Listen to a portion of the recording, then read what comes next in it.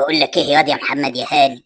خد روح هات لي سندوتشين فول واتنين طعميه من المحل اللي هو على ناصية الشارع ده، وخلي الراجل يتوصى ويزود الطحينة على الفول، وبقى هات شوية مخلل كده. يعني انت مدي الفريق كله راحة وجايبني انا من البيت على ملا وشي علشان اجيب لك فول وطعمية؟ ما كنت طلبت دليفري بدل المرمطة دي. دليفري ليه يا اخويا؟ من كتر الفلوس اللي معايا. وبعدين ده انا هاكل فول وطعميه.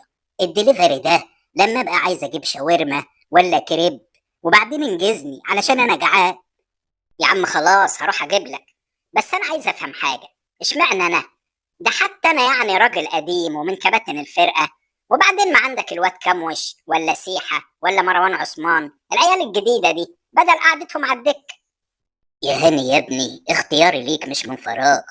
انت لاعب كبير وزي ما بتقول من كباتن الفرقة، يعني عندك خبرات كبيرة، وهتجيب لي سندوتشات متظبطة. وبعدين ده انا في مرة بعت الواد كام وش يجيب لي فنجان قهوة، راح جاب لي كوباية عصير قصب، ويقول لي ان الراجل قال له ان ده ايس كوفي. كام وش ده مش نافع في اي حاجة. المهم دلوقتي اديني بجيب لك اللي انت عايزه اهو. اهم حاجة بقى تلبسني شرط الكابتن وتخليني كابتن الفرقة اساسي في كل الماتشات اللي جاية. طب وطي صوتك بس، علشان الشناوي لو سمعنا هيجي يزعلنا انا وانت.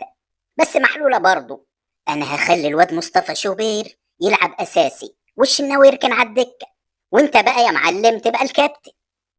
بس احنا نسينا تريزيجيه، وده هنعمل معاه ايه؟ بقول لك ايه يا عم انت هتخلينا اقعد لك الفرقة كلها احتياطي ولا ايه؟ ما تصدعناش بقى وروح هات ام السندوتشات.